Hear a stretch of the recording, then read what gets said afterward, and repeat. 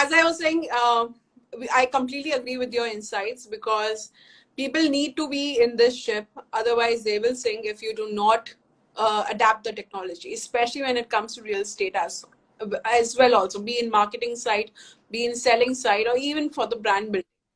So coming to that, I wanted to know. Category, Kritika, it applies equally well to every category now, not just real estate. For sure, for every, because but I'm more like a Proptech encouragement kind of guy. I'm the cheerleader of Proptech. So I'm like, now it's high time in India, especially. Proptech industry needs that push. Industry needs that attention, and they have been there. It's just that we haven't got that kind of acknowledgement either from the developers' point of view, because they've been always some kind of I think mental block, I would say, or even some hassles for them in terms of be their CRM, be the integration part, like a lot of things. But now I think people are opening up to it, and they're understanding how it will be very important for the whole brand itself. That's correct. So yeah, so coming to the brand, I wanted to know, how is Data Lab at Housing or PropTiger helping fuel the growth, the show you're running, and for your services or listing business that you're using to drive your growth? What exactly are the actionable insights that your team uses or the developers subscribed on the platform can use? Look, I mean, our Data Labs platform, Kritika, is, I would say, the most comprehensive database of new homes, with sort of 9 years of historical data, Right. which I think, is a big source of competitive advantage for us, because we have a long head start, which any competitor will need to put in time before they can catch up. So I think it's a great source of competitive advantage for us. It's a tool which is used by our developer partners, when they're looking to buy a piece of land or launch a project. They can, literally drill down to the neighborhood level to understand, what the offtake of property is in that neighborhood, what configuration sells, what's the sales velocity, what's the inventory overhang, and many other data points, which really enables them to make a very informed decision about buying a piece of land or launching a particular project. Similarly, for banks who are looking to lend to developers, right? For them, it also becomes very important to understand how well a particular launch would do. And again, a comparative analysis of the neighborhood, of the micro market, which our tool allows them to do, makes them, allows them or enables them to make a much more informed lending decision. Similarly, for private equity investors, investors who have made investments, in new developments, or are looking to make investments, again, they can use the data to kind of inform their decision making, and then also to monitor their investment in terms of what the price trends are and stuff like that. In addition to that, what the Data Labs team also helps us do is to ensure the freshness as well as the accuracy of data on our platform, such as Housing, PropTiger, and Makaan, which again makes for a very good consumer experience. Because one of the things which is the most irritating for consumers is if the data on the platform is either dated or worse, even incorrect. So I think it's a key piece of our sort of offering, both in terms of enabling our ecosystem partners such as developers, banks, private equity investors, as well as helping us maintain the quality of our listings and of our platforms. Right. So keeping like 5 years product map in mind, what are the most exciting technology upgrades that your team is right now working upon? I know you said few things you are not going to tell, but if you want to talk about the product mapping as such, what are the current things your team is working on? Look, speaking at a very high level, I think it's in the next normal, as people are calling it. I think it'll become more and more important to see what pieces of the transaction, the entire end-to-end transaction, can be digitized or enabled digitally, so human interaction is minimized. As I said earlier during this conversation, that I don't think we're going to completely eliminate human interaction, in the buying process or the renting process. but the more elements that we can digitize, the better it's going to be, because that's what the consumers want today. And I think everybody, all counterparties to any transaction today would be happier in minimizing physical interaction if they can. I think people have is for sheer safety reasons because of the virus, which it's hard to predict how long it's going to last, and second, just for pure efficiency reasons, right? So I think one of the biggest endeavors for us is going to ensure that how do we digitize as many pieces of the entire end-to-end transaction, as possible. So that's sort of at a very 60,000 foot level. I'm going to talk about how we think about the next generation of products. And that includes stuff like online bookings, as I mentioned to you, enabling payments, better visualization, walkthroughs, etc. Because all of that sort of facilitates and minimizes that human interaction, as I said. And then again, also make life easier for our developer and broker partners on housing.com, where previously we had sort of big sort of reams and reams of paper for our term sheets. All that has been digitized. All the listings instantaneously become live on a platform. You can do the entire process sitting in your own office, and our sales people can literally walk you through all of that on a phone call, and you can self-enable any particular advertising package that you want to buy on housing. So most of the initiatives are going to be towards driving efficiency for both sides of the transaction, both buyers and sellers, and also between housing.com and its customers. That's really going to be the big thrust of our product roadmap going forward.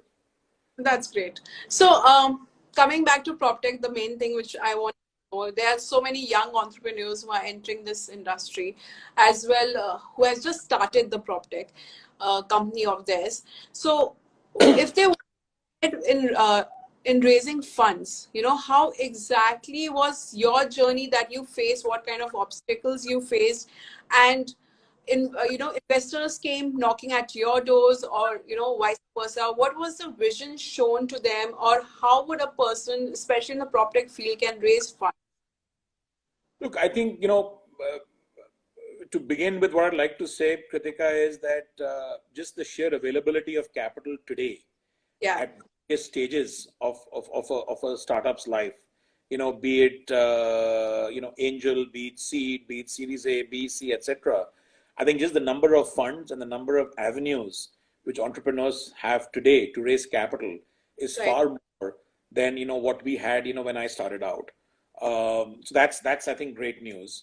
Second thing is, I fundamentally believe that there's enough of dry powder available out there, which will ensure that there is capital available, for a good business idea, backed, by a capable management team. So I think that's clear. We do have, as they say in investing, fear cycles and greed cycles. In fear cycles, investors tend to get a little bit, more, reluctant to fund, and the bar becomes much higher to fund a business. In greed cycles, you see the exact opposite, where investors are more sort of open to funding businesses, and the bar slightly, gets lower. That's just the way it works. And so you'll always find capital raising, easier in a greed cycle and more difficult in a fear cycle. We are at the moment going through a fear cycle because of the sheer uncertainty of what lies ahead of us because of COVID. As we know, it's once in 100 year, if not once in a lifetime, kind of event. So because of that, I think things are a little bit more difficult. But look, I think one advice which I have is, at the end of the day, for any entrepreneur raising capital, like it is, you have to be resilient, as you face your ups and downs in your business. Similarly, you got to be very stubborn and persevering in the face of hearing multiple no's. As I like to say, all you need is the ability to convince one investor, and you're off to the races, right? That's the way it works. Right. In our case, we got lucky, when News Corp came to us. We didn't go to them, and it was, I would, a process which for us was surprisingly smooth, and moved very quickly, right? Not without its challenges, but at the end of the day, they came to us, right? But I must say that we've heard our fair share of no's, because not every business is for every investor, right? Uh, every investor has a different perception of a category, of a business or of entrepreneurs, etc. So you really, as I said, need to convince one investor, who's sort of willing to back you. For us in our early days, we went out to our friends, some accomplished friends who were investors, in their own right, and who put in money in their personal capacity. And what I like to say is that, what better way to, start raising capital than from friends and family? Because, if you can't convince them to put money into your business or to back you, who else will you convince? So, as I said, just be resilient, be persevering, don't take no answer, and there is capital out there for you to raise. No, that's good. That's a good advice. And of course, the family point is, I agree to it. If your family is not ready to put in and you're not ready, able to convince them, so how you be able to convince the investors out there? So I wanted to know, like we discussed so far about your journey, the current market, who has been your role model constantly and why? Like someone would have been the person that you've been looking up to in terms of while entering into this industry, in this field, PropTech field. Who has been your role model? Look, I've had sort of many role models, in my life, from whom I've learned very different things. So I won't call out, individual people. Personally, I think from my father, I've learned the value, the importance of values and integrity. I think whatever you do, if you do it with the right set of values, with high integrity, you will ultimately be successful. I've learned a lot, from my, colleagues, at GE, where I used to work, and in terms of how to run a large enterprise, what are the things to focus on, how to think about strategy, how to think about operations. So I've learned a lot there. And frankly, for me, I learn a lot, from my colleagues in the existing business. I fundamentally believe that you as an individual don't know everything. You have to harness the power of your team to continue to sort of improve yourself professionally. While you have a lot to add to them, there's a lot they have to add to you. So for me, learning is a constant process, and there's not a single person who you can learn from, and you can learn from the most I think from sources which you'll be surprised at. So my policy is have multiple role models from whom you can learn different things, and then develop your own style, to kind of do business the way you do it. No, that's a great advice. So I wanted to know, now in India, there have been few accelerator programs coming in, especially for PropTech. And as comparison to global market, there have been a lot of accelerator programs already been there. But in India, there's still few, but still there, and helping the PropTech industry or the companies or the young entrepreneurs to be mentored, to be able to connect the right people whom they are not able to. So what do you think about these accelerator programs? Do you think in India we have reached the point where these accelerator programs will be actually taking the PropTech to the next level, or you feel we are still in the nascent stage and a lot of more accelerator programs need to start coming in to help these PropTech entrepreneurs to understand how to reach out to the industry, how to do the pitches? Like I have heard from a lot of PropTech companies, when it comes to raising fund, the pitches is the main thing, and how to go about it is someone they need to understand, especially having a proper mentor in that field. Look, see, I think the biggest challenge for PropTech, as I mentioned to you earlier, Kritika, has just been the challenges which we faced with the underlying industry, which is real estate, right? As you know that from around 2013 to now, we faced multiple challenges. First it was a consumer trust deficit because of unfinished projects, project delays. Then there was the demonetization which happened, which led to an overall slowdown in the economy. Then we had the introduction of RERA and GST, which are good things for the sector in the long term, but in the short term, because of trying to adjust to those new regimes, always causes a disruption. So I think that was a challenge. Then we faced the NBFC crisis. Then there was the overall slowdown in the economy, and now that, right. So I think the industry has been through a lot, as a result of which associated sectors have also not seen great momentum. Which is why I mentioned to you that PropTech, as a sector, as a category, has not seen as much of capital flows from VCs, and also we've not seen many startups which have scaled to the extent other startups have in other categories. So as I said, that there is some tailwind from the sector itself which is needed before PropTech takes off, and I think that tailwind is sort of being optimistic here, going to come soon. I know it's going to be a challenging time for the next 6 to 12 months, but post that, I think we are going to come out as a stronger economy, with the kind of technology adoption which will take place across the board.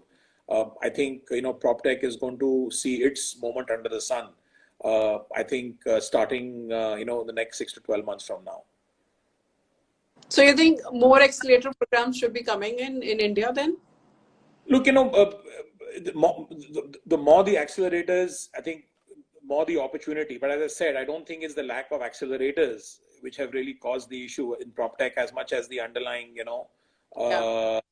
challenges the sector has faced. I agree to that. So when you look in the company in terms of PropTech space, to acquire, what exactly do you look at? As in keeping your vision in mind, do you see any particular need gap is still being fulfilled right now by any other PropTech space in India, which you might think is something you can take under the umbrella of your company? Do you look into the PropTech space like that, acquiring, and what exactly you're looking at so that other PropTech companies be able to understand if this is kind of solution you're looking for? Look, from our perspective, we've been a very acquisitive company, and we have done like 5+ acquisitions, in our history, and now we'll continue to do so if it makes sense for us.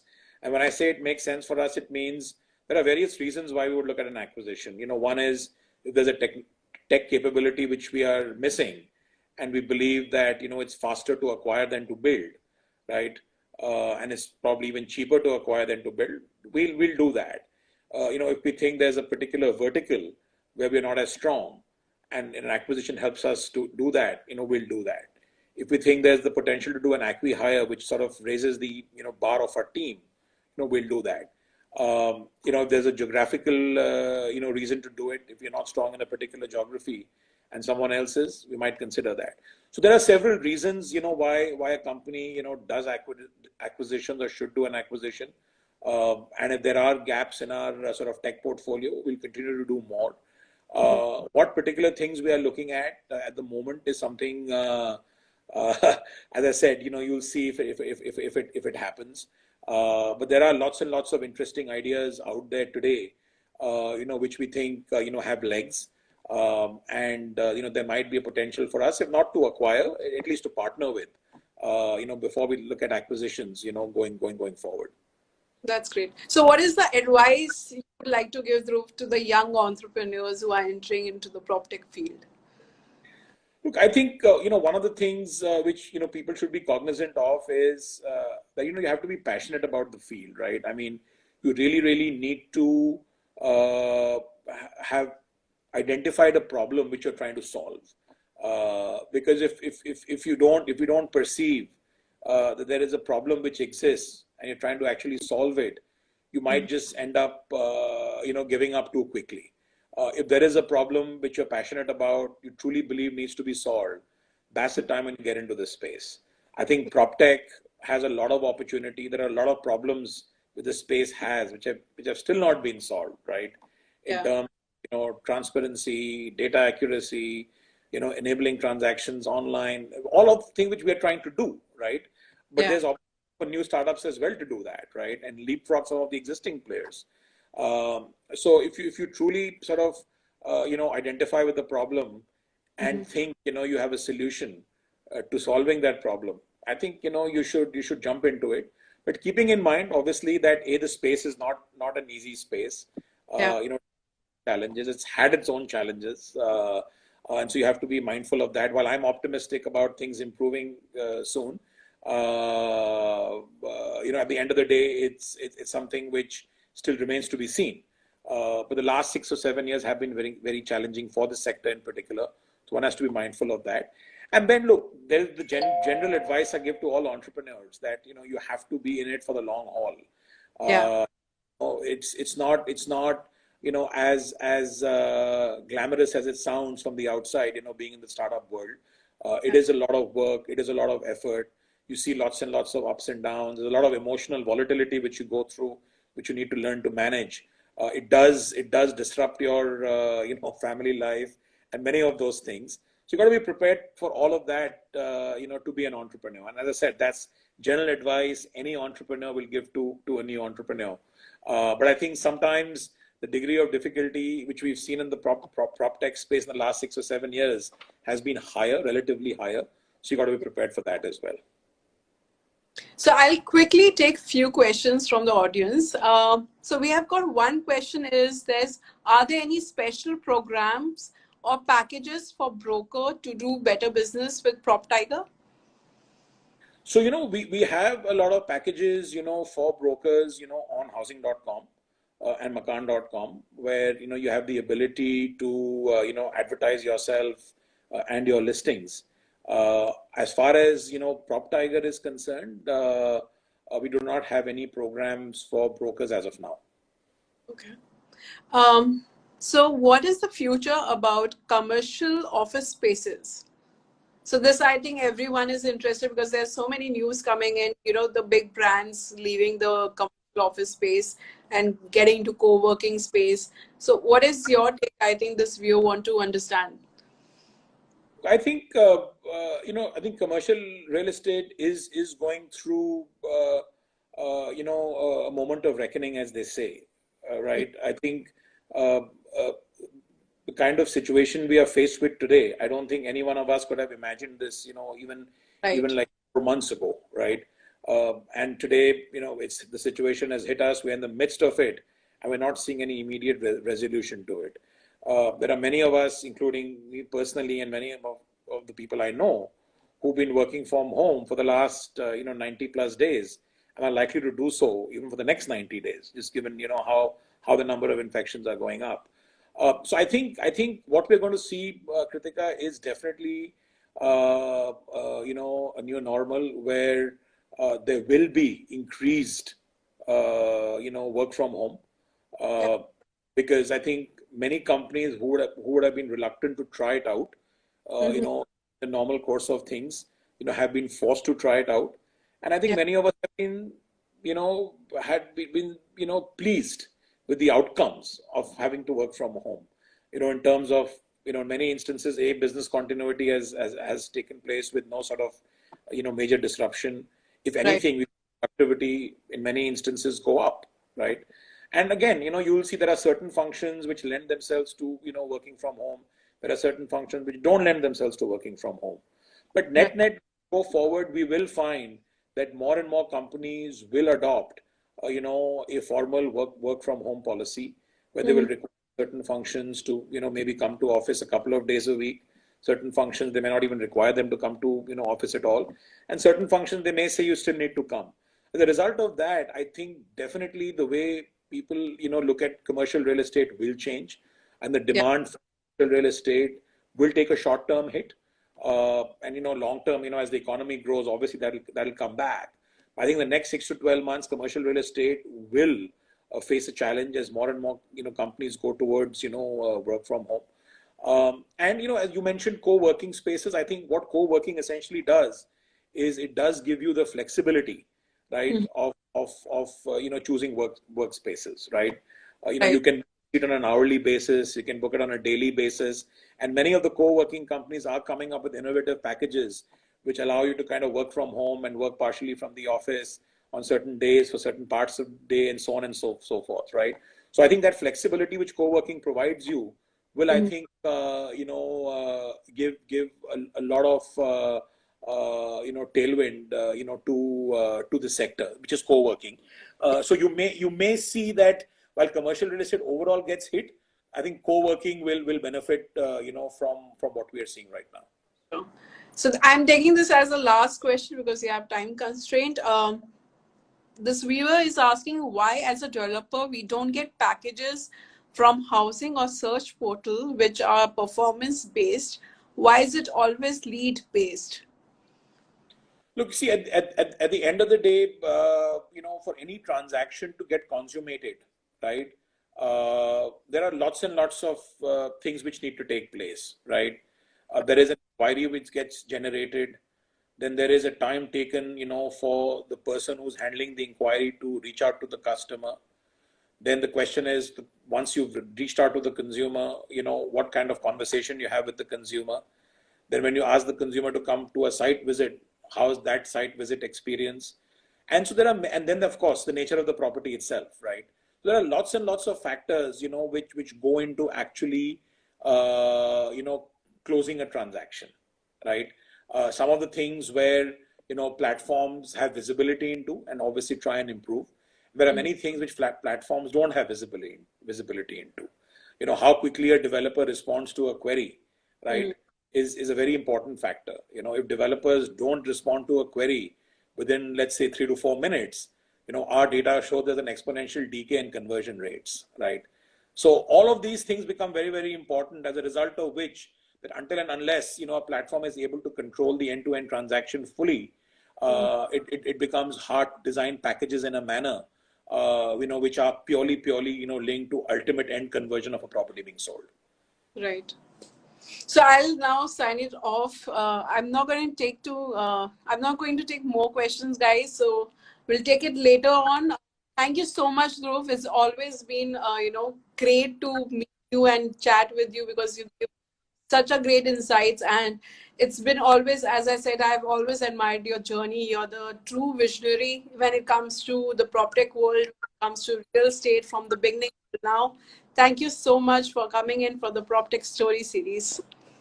Well, thanks very much, Kritika. I really enjoyed, being, on this session with you. Thanks for all the good questions. I'm sorry we couldn't take all the questions from the audience, but hopefully, we can answer them offline. Thanks once again.